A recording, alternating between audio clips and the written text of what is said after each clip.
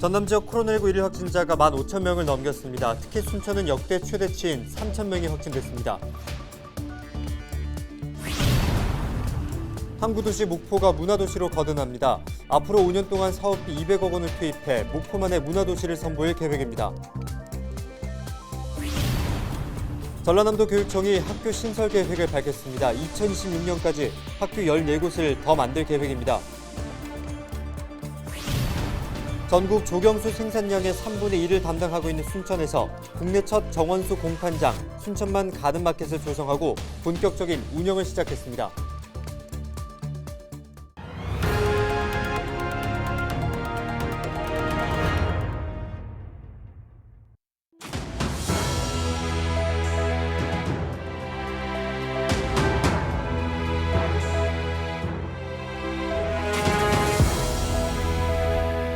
여러분 안녕하십니까? 헬로TV 전남 뉴스입니다.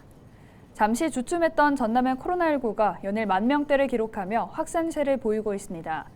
전남은 22일 순천 3,035명, 여수 2,473명, 목포 2,423명 등 15,432명이 신규로 확진 판정을 받았습니다.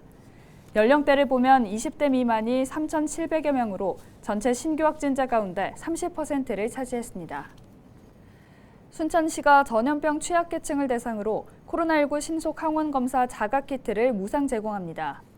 지원 대상은 어린이집과 영유아 종사자, 노인복지시설 이용자, 기초수급자, 장애인, 임신부 등 34,000명입니다. 한편 순천 지역 1일 코로나19 확진자는 23일 0시 기준 3,035명으로 역대 최대치를 경신했습니다. 네, 전라남도 교육청이 학교 신설 계획을 발표했습니다. 순천과 무안 등 인구가 새롭게 밀집되고 있는 지역에 유치원과 초등학교 등 14개 학교를 오는 2026년까지 만들겠다고 밝혔습니다. 박종호 기자의 보도입니다. 무안 오룡지구입니다. 3,200여 세대가 들어서는 등 인구가 증가하면서 2020년 초등학교와 중학교 한 곳이 생겼고 지난해 유치원이 들어섰습니다. 최근 6,100여 세대가 들어설 예정인 오룡 2지구 사업이 진행되면서 학교 증설에 대한 필요성도 제기됐습니다. 전라남도 교육청은 학교 부족 문제를 해결하기 위해 오는 2026년까지 5개 학교를 만들기로 했습니다. 전남 지역 도시개발 계획에 따라 유입되는 학생들을 각급 학교에 적기에 배치하기 위해 최근 5년간 단설 유치원 4원, 초등학교 2곳, 중학교 3곳, 고등학교 2곳 등 모두 13교를 개교하는 등 도시 성장에 맞춰 매년 학교를 신설하고 있습니다. 순천과 광양, 나주에도 학교가 조성됩니다. 순천 선월지구와 나주 혁신도시, 광양 황금지구에도 9개의 학교가 들어섭니다. 순천과 나주의 경우 학교 위치 선정에 대한 협의가 진행되고 있으며 광양은 4,700여 세대 건립이 구체화되면서 내년에 초등학교와 중학교 조성이 시작될 예정입니다. 이 무안 오룡지구의 경우 고등학교가 생길 예정이지만 어려운 것도 현실입니다. 고등학교는 이제 전남 전체가 하나 학구거든요. 그래서 학생 수가 계속해서 이제 줄어드는 상황에서 고등학교 신설 이 문제가 중앙투자심사위원회 통과하기는 만만치 않습니다. 교육부는 학생 수 감소 등을 이유로 학교 신설을 제한하고 있는 상황. 특정 지역의 인구가 집중되면서 학교가 부족해진 가운데 교육청의 계획이 순조롭게 진행될지 관심이 모아지고 있습니다. 헬로TV 뉴스 박종호입니다. 정부 공모 사업인 문화도시는 문화로 지속 가능한 지역사회를 만들자는 취지를 담고 있는데요. 3차 법정 문화도시에 선정된 목포시가 선포식을 열고 진정한 문화도시로 도약하기 위한 첫 발을 내딛었습니다. 보도에 고정민 기자입니다. 배의 조타시를 상징하는 조형물. 힘찬 백고동 소리와 함께 이른바 목포 문화호가 항해에 나섭니다. 문화도시 선정을 기념하고 문화사업의 본격적인 시작을 알리기 위한 선포식이 열린 겁니다. 그 예전에 내려왔던 이야기나 그런 거를 콘텐츠를 발견하고 서로 소통하면서 그런 역할을 하고 있고요. 전에는 예비 문화도시였지만 지금은 법정 문화도시가 되었기 때문에 너무 감회가 새롭고요. 지역 예술단체 공연에 이어 영상을 통해 문화도시의 청사진도 제시했습니다. 120년 개항의 역사를 비롯한 항구도시 목포만의 자원을 활용해 문화로 제2의 개항을 이뤄내겠다는 겁니다. 문화도시 사업은 앞으로 5년 동안 200억 원 규모의 사업비가 투입될 예정. 주민들의 참여 속에 지역의 문화 환경을 기획하고 도시재생과 연계하는 방안도 모색하게 됩니다. 목포시는 지난해 전국 최초로 개최한 문학박람회가 차별화된 콘텐츠로 평가받아 큰 호응을 얻었습니다. 올해는 가을에 뮤직 플레이를 선보여 목포시가 명실상부한 대중음악의 산실이란 사실을 널리 알리기로 했습니다. 작년에 문학을 소재로 하는 우리나라 최초의 박람회를 성공적으로 개최했듯이 금년에는 음악을 소재로 하는 목포 뮤직 플레이를 통해서 목포가 또 음악의 도시라고 하는 새로운 위상을 확보해 가면서 대한민국을 대표하는 문화 관광도시의 진면목을 하나씩 선보이도록 하겠습니다. 사는 곳에 따라 상대적으로 지원이 부족해 관심 밖으로 밀려났던 지역의 문화자원. 숨은 자원의 숨결을 불어넣는 과정을 통해 목포시가 진정한 문화도시로 거듭날지 관심이 쏠리고 있습니다. 헬로티비 뉴스 고정민입니다. 전남도와 여수시 한국산업단지공단 등이 국가산단의 바이오 산업 생산시설 조성에 3,100억 원을 투자하는 협약을 체결했습니다. 이번 협약에 참여한 주식회사 퓨리오젠과 휴캠스는 각각 바이오 의약품 정제용 레진 생산 공장과 화학상품 생산 공장 건설을 추진합니다. 생산시설이 갖춰지면 60여 명의 직접 고용 창출 효과가 일어날 것으로 기대됩니다. 중대재해처벌법이 시행된 뒤 여수 지역 기업들의 경영 부담이 상당히 큰 것으로 나타났습니다. 여수상공회의소가 지역업체 186곳을 대상으로 지역기업 현장 의견을 조사한 결과 경영 부담을 느낀다고 응답한 업체가 88%에 달하는 것으로 집계됐습니다. 또 안전보건 확보 의무 준수 과정에서 과도한 업무 발생이 가장 큰 어려움이라고 응답한 것으로 파악됐습니다. 여수상공회의소는 중대재해처벌법을 뒷받침하기 위한 현장 중심의 매뉴얼이 마련돼야 한다고 기업체들의 의견이 모아진 만큼 실효적인 정책 검토가 필요해 보인다고 설명했습니다. 네, 국내 첫 정원수 공판장 순천만 가든마켓이 정식으로 문을 열었습니다. 정원수와 조경수 등 정원을 만드는 데 필요한 모든 것들을 구비한 판매장인데요. 시민과 농업인이 주주로 참여한 만큼 주민 소득 창출도 기대됩니다. 서경 기자의 보도입니다.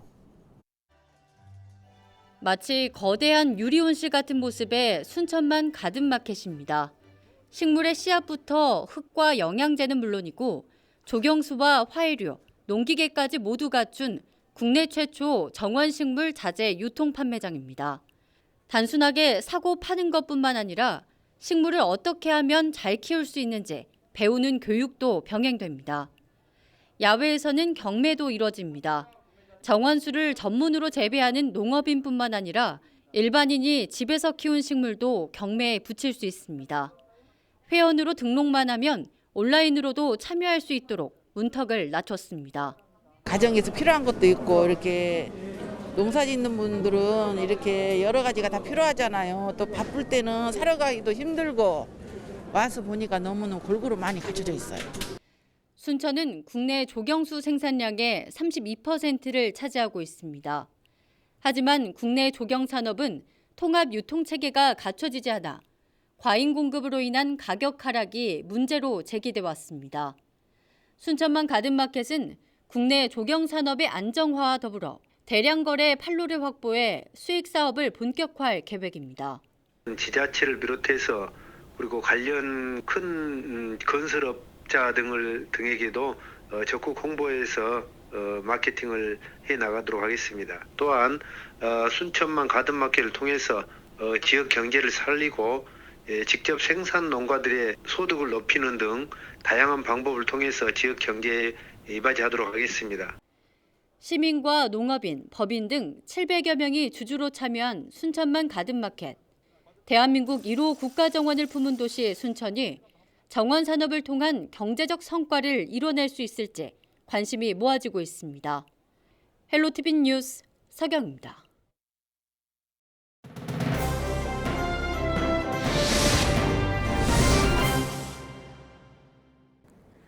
키워드 뉴스 첫 번째 키워드는 빈집입니다. 전남 지역 빈집에 대한 재활용 대책이 추진된다고 하는데요. 전남도가 조사한 자료를 보면 도내 빈집은 19,700여 개로 이 가운데 55%는 철거해야 하고 45%는 재활용이 가능한 것으로 집계됐습니다. 하지만 빈집 소유자가 철거 또는 활용에 동의한 경우는 전체의 14%에 불과해 문제로 지적됐습니다. 전남도는 그동안 시군의 정비 계획이나 관련 조례가 미흡했다며 올해 집행되는 지방 소멸 대응 기금이 빈집 관련 사업에 반영되도록 정부에 적극 건의할 계획입니다. 두 번째 키워드는 불치병입니다. 원인 불명의 불치병을 앓고 있는 광양시 공무원을 돕기 위해 지난달부터 시작된 시민 모금 운동 결과 목표액 5천만 원이 초과 달성됐습니다. 만원의 희망찾기 운동 추진위원회는 모금 운동을 시작한 지 20여일 만에 6,300여만 원이 모였다고 밝혔는데요. 이에 추진위는 모금 운동을 다음 달 4일까지 마무리하고 4월 5일 기부금을 전달할 예정입니다.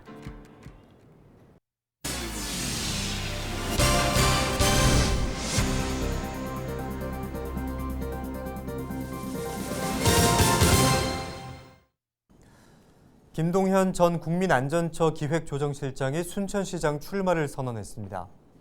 김동현 더불어민주당 예비후보는 30년 행정 경험을 바탕으로 지역 곳곳의 문제를 냉철하게 분석해 대안을 내놓을 수 있는 시장이 되겠다며 포부를 밝혔습니다.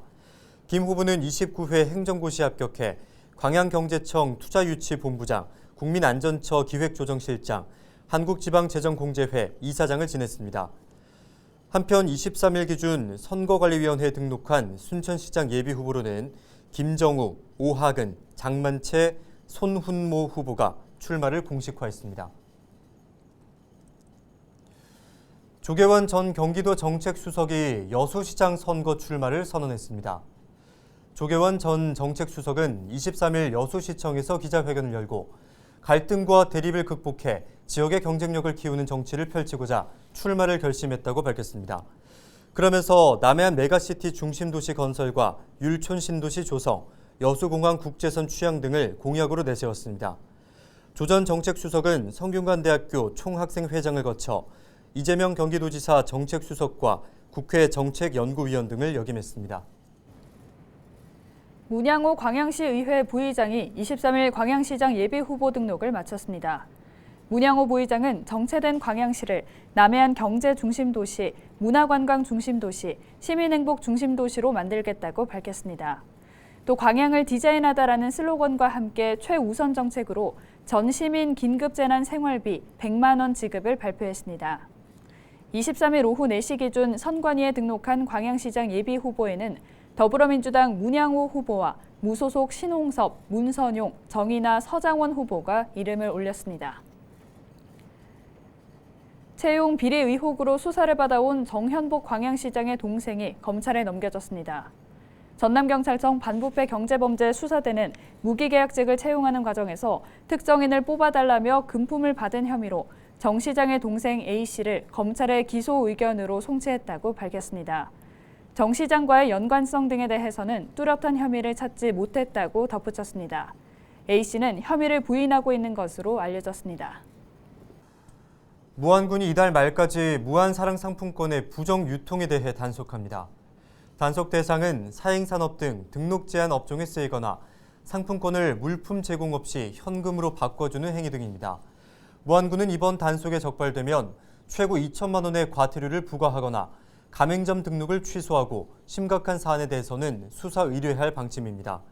무안군은 지난해 무안사랑상품권 900억 원을 발행했고 올해 상반기에는 500억 원어치를 발행할 계획입니다. 네, 강진군이 도시재생시설 청년샵 가게 유어사이드 운영을 시작했다고 밝혔습니다. 청년샵은 강진읍 도시재생 뉴딜 사업으로 커뮤니티 시설과 아트리움, 창업동 등 총 3가지로 구성됐습니다. 또 지역 특산품과 관광기념품 등을 공동으로 홍보하고 화훼를 접목한 공예품 등 50여 종을 판매할 예정입니다.